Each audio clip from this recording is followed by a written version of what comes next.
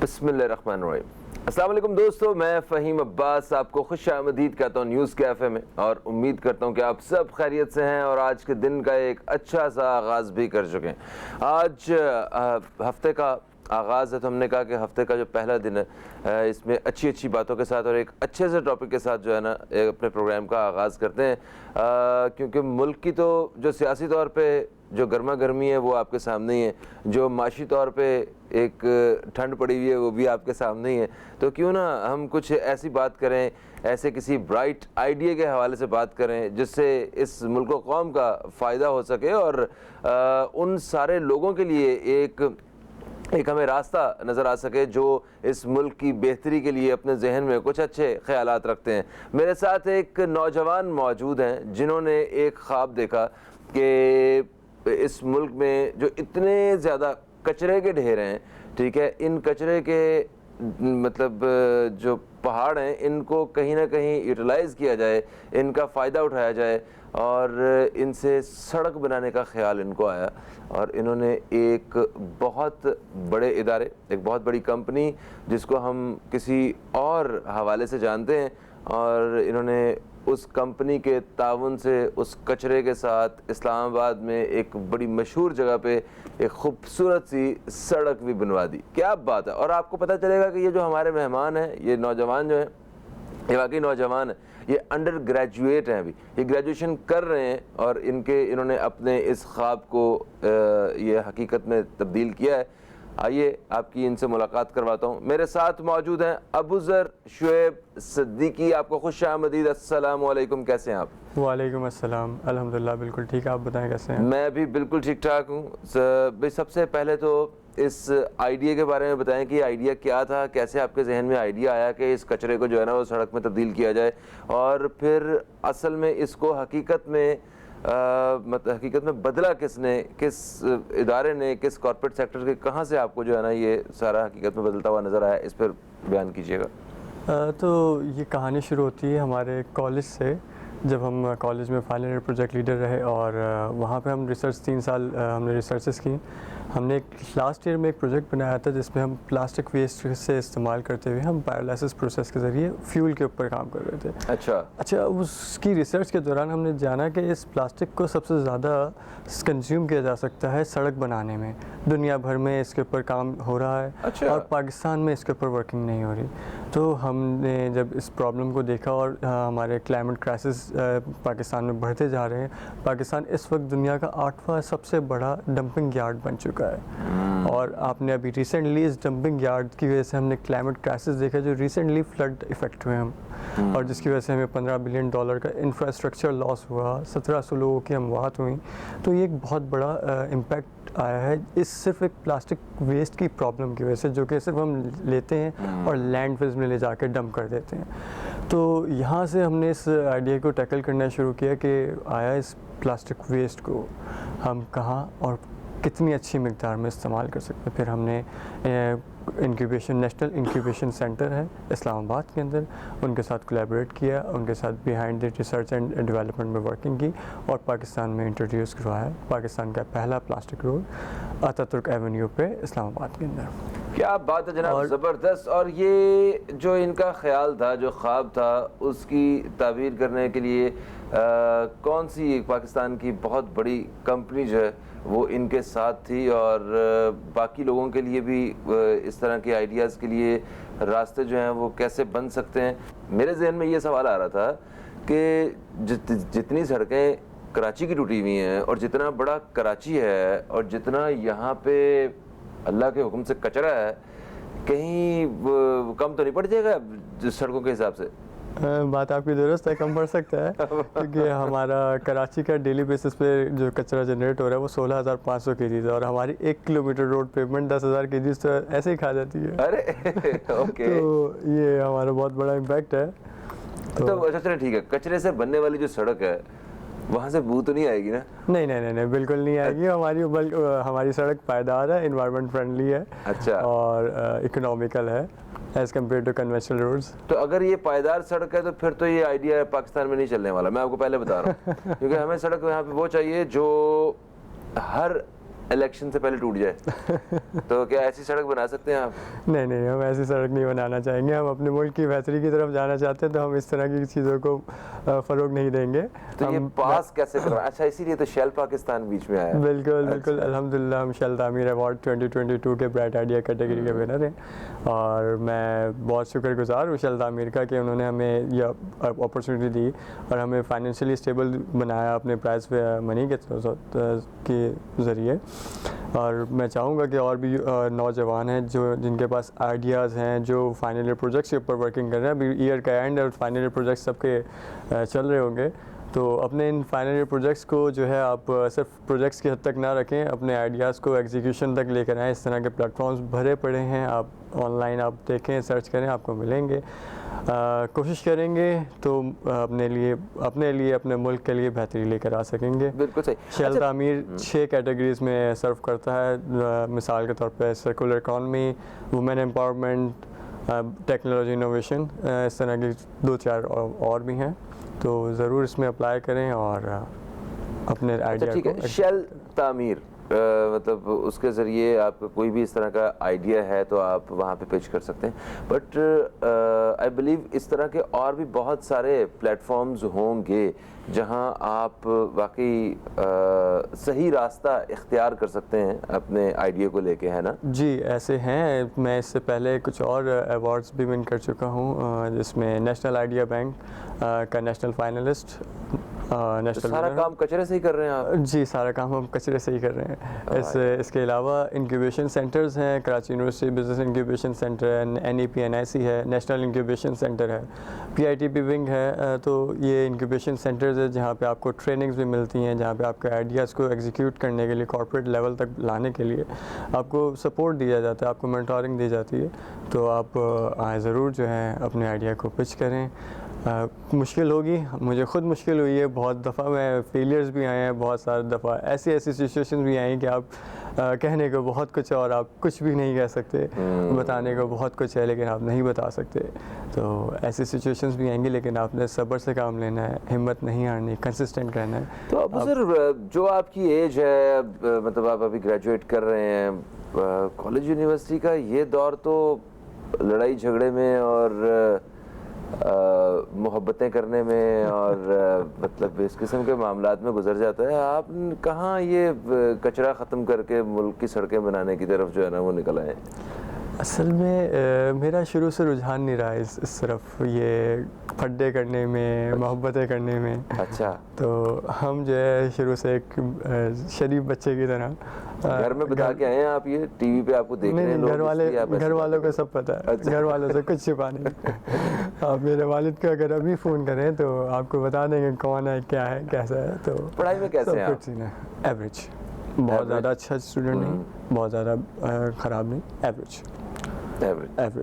मैं ये नहीं कहूँगा कि मैं बहुत अच्छा हूँ, मैं एवरेज स्टूडेंट हूँ। फेल भी होते हैं हम, तो जाहिर है फेलियर्स पार्ट है इस सब का, स्टडीज़ का भी हिस्सा है, ज़िंदगी का भी हिस्सा है, लेकिन उनको ओवरकम कर लेते हैं। अच्छा, तो आपको शेल पाकिस्तान में दरख्वास्त देने के लिए किस चीज़ ने तरकीब दी? वो आपको कैसे पता चला? बेसिकली जैसे मैंने आपको इंक्यूबेशन सेंटर्स का नाम लिया, तो इंक्यूबेशन सेंटर्स के अंदर इनकी जो है प्री एप्लीकेशन सेशंस हो रहे थे। तो उस दौरान हमारे NEP-NIC और क्यूबिक के अंदर इनके सेशंस हुए थे, जिसमें इमरान अजीम ने हमें बताया था।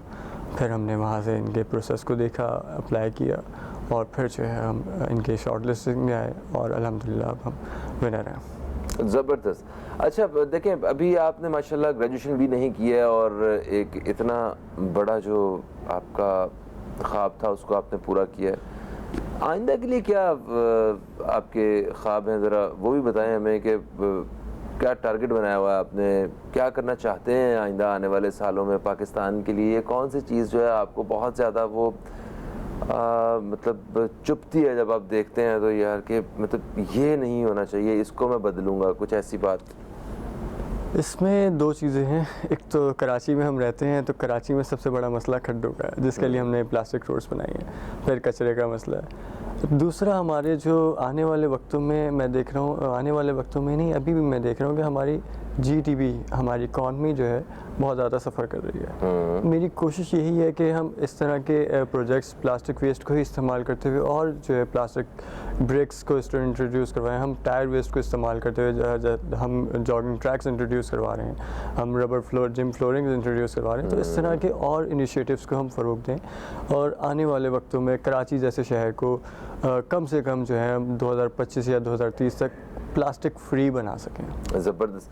तो ये जो आपने पहली सड़क का जो आइडिया था, ये इस्लामाबाद में क्यों हुआ है? इसे कराची में क्यों होना चाहिए था? एक लड़का जो है वो स्टूडेंट जो है वो बेटा कराची का है और सबसे ज़्यादा ज़रूरत भी सड़कों की कराची में, कचरा भी सबसे ज़्यादा कराची में, तो सड़क इस्लामाबाद में क्यों?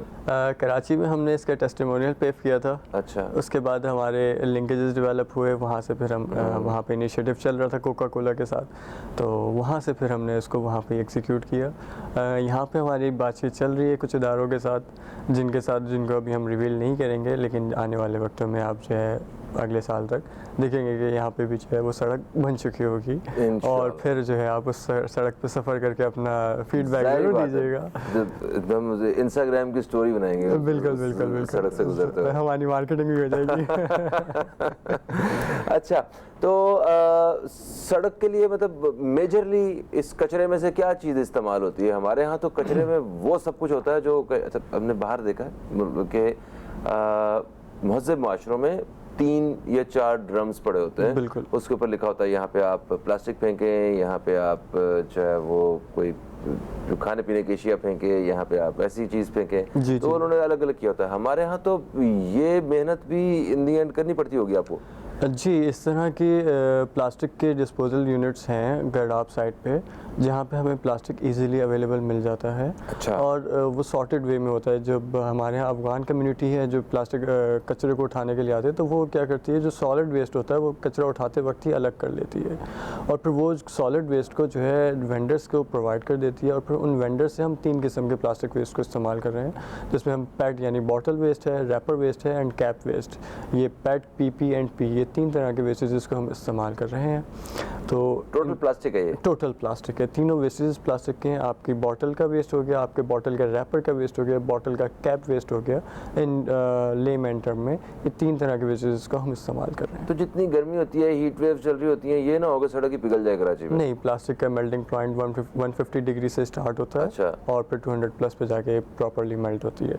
जो नॉर्मल कन्वेंशनल रोड्स जो पेव की जाती हैं उनका मेल्टिंग पॉइंट स्टार्ट ही 80 डिग्री से होता है, जिसकी वजह से हम इसमें क्रैक्स भी देखते हैं। हम हैवी वेट लोडेज की वजह से इसमें आपको रटिंग भी आ जाती है, आपके खड्डे भी आ जाते हैं और हीट टेम्परेचर की वजह से ये जो पानी जब रोड को पड़ता है तो रोड जो है में पॉट होल्स आ जाते हैं। तो ये जो रोड ख़राब होने की बहुत सारी वजूहत हैं, उनमें से एक वजह ये भी है। अच्छा अबू ज़र, कोई भी जब आइडिया होता है तो उसको मतलब शुरू में उसको अमली शक्ल देने से पहले बहुत सारी मुश्किलात होती हैं। तो आपको भी आगाज़ में इसको सोचने के फ़ौरन बाद मतलब जो मुश्किलात का सामना करना पड़ा वो क्या क्या थी और फिर कैसे आपने ओवरकम किया, थोड़ा सा इस पर भी बताइए। जी, मुश्किलात बहुत ज़्यादा आई और इसमें सबसे पहले तो मुश्किल यही आई कि हमें कचरा कहाँ से मिलेगा। ये वाला जो हमें कचरा चाहिए, क्योंकि कचरे के अंबार तो बहुत हैं लेकिन मिलेगा कहाँ से, और जो हमें चाहिए वो कहाँ से मिलेगा। तो सबसे पहले मुश्किल ये आई। इसके अंदर हमने काफ़ी ढूंढा, फिर जाना कि यहाँ शीर्षा है, यहाँ गर्डाप है। अच्छा, माफ़ी चाहता हूँ, मैं दोस्तों को बता दूँ कि ये जो साथ साथ आप तस्वीर देख रहे हैं ये वो सड़क है जो प्लास्टिक से और कचरे से बनाई गई है, अतातुर्क एवेन्यू इस्लामाबाद में। ये आप देखिए, कहीं से भी नहीं लग रहा कि ये कोई कचरे वाली तस्वीर है। बिल्कुल आम रोड की तरह है और ख़ूबसूरत रोड है उससे ज़्यादा, और उससे सस्ती भी है। ये भी पूछेंगे हम वैसे कि ये किस तरह सस्ती है और कैसे हम हासिल कर सकते हैं, आपसे रब्ता कैसे कर सकते हैं और कैसे आप लोगों से और सस्ती बनवा सकते हैं। खैर, आप बता रहे थे मुश्किलात के बारे में।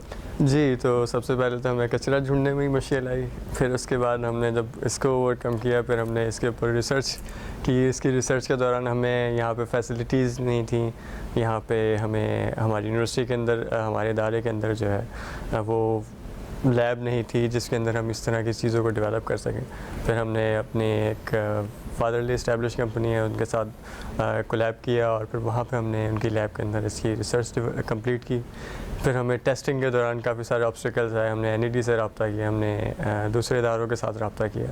तो वहाँ से फिर ऑब्स्टिकल आए कि आप क्या करना चाह रहे हैं, अच्छा ये ऐसे नहीं होता है, ये ऐसे होता है। ज़ाहिर है वो सीनियर्स हैं तो जूनियर को उन्होंने थोड़ा सा करेक्ट तो करना है। तो फिर हमने वो ओवरकम किया। फिर उसके बाद जो है फिर हम जो है टेस्टिंग करने के बाद फिर हमने जो है NIC के साथ कोलैबोरेशन की और फिर NIC के साथ मिलके हमने ये अतातुर्क एवेन्यू पे रोड को मुकम्मल किया। ज़बरदस्त ज़बरदस्त। अच्छा, क्योंकि देखें ये आपने कचरे और प्लास्टिक से रोड बनाई है, जो आम जो रोड होती है जो पूरे मुल्क में बिछी हुई है, ये तो रातों रात डाल के चले जाते हैं, ऐसी मशीनरी और सेटअप आ चुका हुआ है। तो क्या इसके लिए भी इतना ही वक्त दरकार होता है या थोड़ा सा वक्त ज़्यादा चाहिए होता है इसके लिए? इसके लिए भी इतना ही वक्त दरकार होता है, ज़्यादा से ज़्यादा इसके लिए 2 दिन दरकार होते हैं मैक्सिमम। वैसे अच्छा। नॉर्मल आम रोडों की तरह ही इसको पेव किया जाता है, सिर्फ इसकी जो USP है वो प्लास्टिक, जहाँ पे आप डामर इस्तेमाल कर रहे हैं वहाँ पे हमारा प्लास्टिक इस्तेमाल हो रहा है। अच्छा जी, तो इसमें कोई ज़्यादा हार्ड एंड फास्ट रूल्स नहीं है, सिर्फ प्लास्टिक हम एडिशनली हम इस्तेमाल कर रहे हैं डामर की जगह पे। तो ये जो चले रोड की एक जो नॉर्मल जो ग्रिप होती है ना, तो क्या प्लास्टिक के बाद भी वो ग्रिप उतनी ही रहती है? उससे ज़्यादा अच्छी हो जाती है। उससे ज़्यादा अच्छी ग्रिप हो जाती है? जी, जो नॉर्मल रोड है उससे ज़्यादा अच्छी हमें ग्रिप मिल जाती है। इसके साथ साथ हमारी रोड ज़्यादा पायदार है। आपको कराची में तो अक्सर आप अगर हम डाल दें तो आपको खड्डे देखने को नहीं मिलेंगे हमारी सड़क के ऊपर। और हमारी रोड इन्वायरमेंट फ्रेंडली है। जैसे मैंने आपको बताया कि 10,000 kg ऑफ प्लास्टिक वेस्ट हमारी सिर्फ 1 किलोमीटर रोड पेवमेंट कंज्यूम कर लेती है। तो कराची का डेली बेसिस पे जनरेट होने वाला 16,000 kg 500 kg of plastic solid waste जो है वो ऐसे ही खा जाती है। वाह, तो ये एक हमारी रोड का बहुत बड़ा इम्पैक्ट है। तो आप क्या रिकमेंड करते हैं कि जो कचरे से बनी हुई रोड्स हैं ये शहरों में या अर्बन एरियाज़ में होनी चाहिए या हाईवेज़ वगैरह जो हैं इस पर बनने चाहिए? ये बड़ी भारी गाड़ियां जो हैं उनका भी लोड बर्दाश्त करेगी? जी जी बिल्कुल, ये हर तरह के रोड के लिए सूटेबल है, हर तरह की जगह के लिए सूटेबल है और हर तरह की जगह के लिए हमारे पास USP है। हम फॉर्मुलेशन डेवलप कर सकते हैं और उसको उससे बेहतर बना सकते हैं। आम जो अभी हमने बनाई है इससे बेहतर और बना सकते हैं। हम इसके ऊपर और रिसर्च कर रहे हैं कि हम इसको और बेहतर से बेहतर इतना बना लें कि हमारी रोड के ऊपर खड्डे, पानी, जो हमारे इन्वायरमेंट के जो थोड़े से हमारे सोसाइटी के बैग्स हैं उनको हम ओवरकम कर सकें, ताकि ये जो पानी हम घर तो हम बना लेते हैं लेकिन सड़क पर पानी डाल देते हैं और फिर उसकी वजह से रोड भी ख़राब होती है। हम फिर बाद में ब्लेम कर रहे होते हैं कि यार इसने रोड अच्छी नहीं डाली।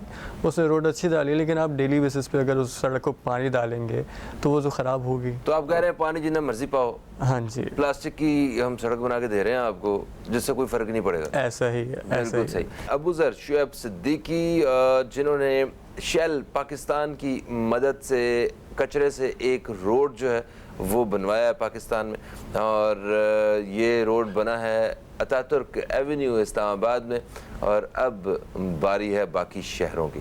तो कराची को बहुत ज़रूरत है ऐसे रोड्स की। हमारे पास कचरा भी बहुत है, हमने ठिकाने लगाना है, और सड़कें भी बहुत सारी टूटी हुई हैं वो भी हमने ठीक करनी है। तो जितने भी वो सारे बाइख्तियार ताकतवर जो हजरात हैं, ख़वातीनो हजरात जिनके हाथ में मुल्क की बागडोर है, जो इस वक्त जो है ना वो मामलात संभाल रहे हैं, और जिन्हें ये सड़कें टूटी हुई थोड़ी सी बुरी भी लगती हैं, जो इसे सही भी करना चाहते हैं, तो वो इनसे और इन जैसे जितने भी नौजवान हैं जो मुल्क व कौम के लिए सोच रहे हैं उनसे रब्ता करना होगा। अच्छा, मुझे ये बताएं, प्लास्टिक का जब जिक्र सुनते हैं हम लोग तो कचरे का जिक्र सुनते हैं, इसको पिघला के जब और आप सड़क बना रहे हैं तो इसको पिघलाने के लिए वो जब आप इसे आग लगाते होंगे तो दोबारा से एक पोल्यूशन जो है ना वो जन्म लेता होगा, इसके ऐसा नहीं है कुछ? अच्छा, ऐसा कहने को तो है लेकिन हमने इसका सिस्टम ऐसा डेवलप किया कि वो जो गैसेस निकलती हैं हम उन गैसेस को दोबारा यूटिलाइज़ कर लेते हैं इसके फ्यूल के तौर पे ही इसको दोबारा से बर्निंग के लिए क्योंकि उन गैसेस के अंदर बर्निंग पावर होती है, तो हम जो है उन गैसेस को स्टोर कर लेते हैं और उसको जो है फिर दोबारा फ्यूल के तौर पर इस्तेमाल कर लेते हैं, बर्नर के तौर पे। अच्छा, ये बात है, ठीक हो गया। चले, अब मुझे ये बताइए कि सिर्फ सड़क ही आप लोग बनाते हैं ये जो नई सोसाइटीज़ हैं जो ठीक है जो प्राइवेटली सड़कें बन रही होती हैं, रोड्स बन रहे होते हैं, ये भी आपको कांटेक्ट कर सकते हैं, आप इतने बड़े पैमाने पे काम कर सकते हैं। और अगर कोई घर आपको हमारे नाज़रीन में से कोई अगर अपने ऑफिस के लिए, अपने फार्म हाउस के लिए, अपने किसी घर के लिए भी अगर आपको कांटेक्ट करना चाहे या उसका ख्याल हो कि मैं इस तरह का कोई काम करना चाहूँ, तो वो क्या हो सकता है, इनको क्या आप आइडिया पिच करेंगे? अब हमारी वेबसाइट है इन्वायर सॉल्यूशंस के नाम से, आप वहाँ पे हमें कांटेक्ट कर सकते हैं। आप मुझे डायरेक्टली कांटेक्ट कर सकते हैं मेरे लिंक्डइन के ज़रिए। आप गूगल पे सर्च करें मेरा नाम, मैं आपके पास आ जाऊँगा। इन्वायर सॉल्यूशंस को सर्च करें, इन्वायर सॉल्यूशंस आ जाएगी। आप हमें कांटेक्ट करें। आपको जो भी बनवाना है, आपको घर में बनवानी है, आपको कंपनीज़ के अंदर बनवानी है, आपको जिम्स के बड़े बड़े इंडस्ट्रीज़ हैं उनके अंदर बनवानी है। क्या क्या क्या प्रोडक्ट्स हो सकती हैं, क्या कैसे? आपका हम प्लास्टिक रोड्स ऑफ़र करते हैं। हम टायर वेस्ट को इस्तेमाल करते हुए gym flooring, rubberise flooring, jogging tracks, sports complex flooring जिसमें टेनिस कोर्ट्स आ जाते हैं। अच्छा। फिर आपका हम अभी रिसर्च एंड डेवलपमेंट के अंदर है जिसमें हम प्लास्टिक ब्रिक्स के ऊपर काम कर रहे हैं, जिसमें आपके घर बनाए जा सकते हैं। हम पेवर ब्लॉक्स के ऊपर वर्किंग कर रहे हैं जिससे हम फुटपाथ्स वगैरह बना सकते हैं। फिर रॉकरीट ब्लॉक्स होते हैं जो सड़क की साइडों पे लगे होते हैं, तो उनको भी हम जो है बनाने की रिसर्च के ऊपर हैं। और इंशाल्लाह आप हमसे कांटेक्ट करें, हम आपको ज़रूर बना के देंगे जो भी आपने प्रोडक्ट बनवानी है। प्लास्टिक एक ऐसा मटेरियल है जिससे हम बहुत सी चीज़ें बना सकते हैं, लेकिन ज़ाहिर है इसकी रिसर्च एंड डेवलपमेंट की ज़रूरी है क्योंकि एक इन्वायरमेंट फ्रेंडली तो है चीज़ हमने बनानी है, तो उसके लिए हमें प्रोज एंड कॉन्स दोनों देखने होते हैं कि अगर हम इसको इस चीज़ के लिए इस्तेमाल कर रहे हैं, घर बनाने के लिए इस्तेमाल कर रहे हैं, तो इसका कोई इन फ्यूचर कोई इम्पैक्ट तो नहीं है, कोई फ्लॉ तो नहीं है जिसकी वजह से हम बाद में हमारे ऊपर कोई क्लेम आए, हमारे ऊपर कोई ब्लेम आए कि नहीं यार आप इन्वायरमेंट फ्रेंडली प्रोडक्ट नहीं बना रहे, आपका प्रोडक्ट हार्म कर रहा है इन्वायरमेंट को। तो हम ये इस चीज़ को देखते हुए फिर हम डेवलप कर रहे होते हैं इस चीज़ों को। तो इस एज में जब आप बिजनेस कर रहे हैं तो बैंक अकाउंट जब आप देखते हैं, अपना पैसे आते हुए देखते हैं, तो फिर पढ़ने को दिल करता है? दिल करता है। अभी जो है अंडरग्रेड हैं और ये सारी चीज़ें हैं, बहुत से पढ़ाई के बगैर मैं कहता हूँ कि हम कुछ भी नहीं कर सकते। इल्म तो हम सब की ज़रूरत है और आखिरी सांस तक हम सीखते रहते हैं, तो ये तो ज़रूरी है। आपकी टीम में जो बाकी लोग हैं वो भी आपके क्लास फेलोज या आप जैसे हैं यंग, या वो अपने प्रोफेशनल मार्केट से चुने हुए हैं? नहीं, मेरी टीम में भी मेरी तरह के अंडर ग्रेड्स हैं, कुछ फाइनल ईयर के ग्रेजुएट्स हैं और कुछ अभी सेकंड ईयर फर्स्ट ईयर के ग्रेजुएट्स हैं। और मैं समझता हूँ मैंने बहुत अच्छे यूथ को सेलेक्ट किया है। मेरी जो टीम है जिसमें हमारे साथ प्रोजेक्ट मैनेजर के तौर पे सैयद अब्दुल बासित हैं, सोशल मीडिया मार्केटर के तौर पे सैफ अली हैं, एडमिनिस्ट्रेटर के तौर पे मदिया खान है। तो ये हमारी 4 लोगों की टीम है नॉर्मल, और फिर हम प्रोजेक्ट्स के लिए जो टीम हमें रिक्वायर्ड होती है हम उसको हायर कर लेते हैं। ज़बरदस्त। अच्छा अब सर ये बताइए कि वो सारे नौजवान और वो ख़वातीनो हज़रात जो इस वक्त प्रोग्राम देख रहे हैं हमारा, और उनके जहन में भी कोई ना कोई ऐसा एक आइडिया है जो इस मुल्क के लिए या इस कौम के लिए कुछ एक बेहतरी ला सकता है, तो उन्हें फ़ौरी तौर पे अपने उस आइडिया को लेके क्या करना होगा? अपने आइडिया को लेके सबसे पहले तो अगर आपके पास कोई आइडिया है तो आप देखेंगे उस आइडिया की एग्जीक्यूशन कैसे की जा सकती है। उसका एक छोटे से छोटा प्रोडक्ट, यानी मैंने प्लास्टिक रोड को अगर सोचा था तो मैं उस प्लास्टिक रोड का छोटी से छोटा सैंपल कैसे बना सकता हूँ, मॉडल प्रोटोटाइप MVP जिसको कह लें, तो उसको डेवलप करें। सबसे पहले तो उसको डेवलप करने में आपको जो भी हर्डल्स आते हैं उन हर्डल्स को आप नोट डाउन करें कि वो हर्डल्स क्या क्या थे। फिर उन हर्डल्स को ओवरकम करने के लिए आप देखेंगे अब ये हर्डल आया है मुझे, जैसे हमें रिसर्च एंड डेवलपमेंट में सबसे पहले प्रॉब्लम आई, हमें प्लास्टिक की अवेलेबिलिटी मटेरियल कहाँ से मिलेगा इसकी प्रॉब्लम आई। हमारे कस्टमर्स कौन हैं, हम क्या प्रॉब्लम सॉल्व कर रहे हैं। प्रॉब्लम हमने यूँ तो आइडेंटिफाई कर ली थी, लेकिन हम उस प्रॉब्लम को कितने बड़े स्केल पे सॉल्व कर रहे हैं ये हमें आइडेंटिफाई होना चाहिए कि अगर वो प्रॉब्लम मार्केट की नीड है नहीं है। अब हम जो प्रॉब्लम सॉल्व कर रहे हैं वो मार्केट की भी नीड है, हमारे एनवायरनमेंट की भी नीड है, हमारे क्लाइंट्स की भी नीड है। आप जो प्रोडक्ट बना रहे हैं वो क्या मार्केट की नीड है, नहीं है, वो प्रॉब्लम है, नहीं है, तो सबसे पहले तो आप ये आइडेंटिफाई करें, उस प्रॉब्लम को टारगेट करें, उस प्रॉब्लम को देखते हुए उस प्रॉब्लम के ज़रिए जो आपके पास आइडिया है उस प्रॉब्लम को सॉल्व करने का उसका इम्पैक्ट देखें कि वो क्या इम्पैक्ट क्रिएट कर रहा है, वो किस तरीके से आप उसको सॉल्व कर रहे हो और कितने कम से कम टाइम में आप उसको सॉल्व करके अपने कस्टमर्स या अपने क्लाइंट्स को दे सकते हैं। ठीक है, तो ये कैसे देखें, जो सोचने वाला होता है ना वो मतलब कभी कभी ये चीज़ें नहीं सोच रहा होता कि मेरा आइडिया जो है कितना प्रैक्टिकल है जी, वो सिर्फ सोच रहा होता है। ऐसा ही है। तो ये वाला जो एक पैमाना है ये कैसे बनता है कि आपको पता चले कि यार यस ये प्रैक्टिकल है, वी कैन डू दिस? इसकी प्रैक्टिकलिटी आपको तभी आइडेंटिफाई होगी जब आप उस आइडिया को MVP या प्रोटोटाइप तक लेकर आएंगे। प्रोटोटाइप बनाने के बाद जब आप पिच करेंगे अपने डीन्स, अपने बड़ों के साथ, अपने इर्द गिर्द के लोगों के साथ कि यार मेरे पास ये आइडिया है, मैंने ये प्रोडक्ट डेवलप की है और मैं चाहता हूँ कि इस प्रोडक्ट को मैं मार्केट में लेकर आऊँ। बहुत से लोग आपको ऐसे मिलेंगे, बोलेंगे कि नहीं यार ये तुम्हारा आइडिया वायबल नहीं है, लेकिन आपने उनकी सुननी भी है और नहीं भी सुननी। आपने क्यों? क्योंकि हर बंदा अपनी नज़रिए से सोच रहा होता है। अगर आपने 10 लोगों को उठाया, 10 लोगों से उस प्रॉब्लम को दिखाया है, तो 10 में से आपको हो सकता है 4 लोग बोलेंगे यार हाँ तुमने बहुत अच्छी प्रोडक्ट बनाई है, 6 लोग बोलेंगे नहीं यार मज़ेदार नहीं है, बिल्कुल बेकार है। मेरे साथ भी ऐसा हुआ है कि 10 में से 6 ने बोला है कि नहीं यार मज़ेदार नहीं है, तुम नहीं कर सकते, तुम नहीं कर सकते। आपको भी बोलेंगे कि आप नहीं कर सकते, तुम गलत कर रहे हो या तुम्हें ऐसे नहीं ऐसे करना है। लेकिन वो जो 4 लोग हैं, आप उन 4 लोगों को सोचें और अपने आप को सोचें, अपने ऊपर बिलीफ रखें कि हाँ मैं कर सकता हूँ। इस मार्केट की अगर नीड नहीं है तो मैं मार्केट की नीड बना सकता हूँ।